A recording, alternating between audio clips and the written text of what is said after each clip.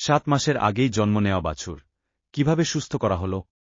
আজকে আমরা দেখব 7 মাসে জন্ম নেওয়া একটি দুর্বল বাছুরের বাস্তব ফলো আপ কেস। প্রায় 15 দিন আগে এই বাছুরটিকে আমাদের হাসপাতালে আনা হয়েছিল। জন্মের সময় সে ছিল অত্যন্ত দুর্বল। তার শরীরের স্বাভাবিক লোম ছিল না, চামড়া ছিল পাতলা এবং শরীরের গঠন ছিল অপরিপক্ক। এ ধরনের প্রিম্যাচিওর বাছুর সাধারণত বাঁচিয়ে রাখা খুব চ্যালেঞ্জিং হয়, কারণ তাদের শরীরের রোগ প্রতিরোধ ক্ষমতা কম থাকে এবং তাপমাত্রা ধরে রাখতেও সমস্যা হয়। প্রাথমিক পর্যায়ে আমরা তাকে নিবিড় পর্যবেক্ষণে রাখি। পরিষ্কার পরিচ্ছন্ন পরিবেশ, সঠিক তাপমাত্রা নিয়ন্ত্রণ এবং নিয়মিত পুষ্টি নিশ্চিত করা হয়। চিকিৎসা ও সেবার ফলে ধীরে ধীরে তার অবস্থার উন্নতি হতে থাকে। শরীরের লোম গজাতে শুরু করে এবং চামড়ার গঠনও আগের চেয়ে শক্ত হতে থাকে।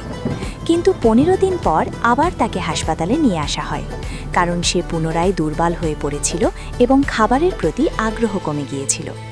পুনরায় পরীক্ষা করে প্রয়োজনীয় চিকিৎসা ও সাপোর্টিভ কেয়ার প্রদান করা হয়। বর্তমানে সে আগের তুলনায় স্থিতিশীল অবস্থায় আছে এবং উন্নতির পথে রয়েছে। এ ধরনের ক্ষেত্রে সময়মতো চিকিৎসা এবং সঠিক পরিচর্যা অত্যন্ত গুরুত্বপূর্ণ। অল্প অসতর্কতাও বড় সমস্যার কারণ হতে পারে।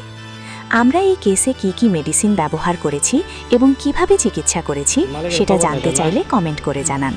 পরবর্তী ভিডিওতে আমরা বিস্তারিতভাবে মেডিসিনের নাম সহ চিকিৎসা পদ্ধতি তুলে ধরব। সঠিক সময়ে সঠিক ভেটেরিনারি পরামর্শ পেতে আমাদের ফলো দিয়ে পাশে থাকুন। ধন্যবাদ।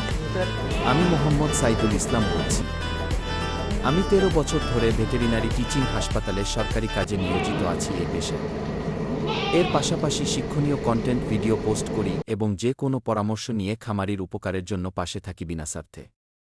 আমি চাই প্রতিটি খামারির পরিশ্রম সার্থক হোক।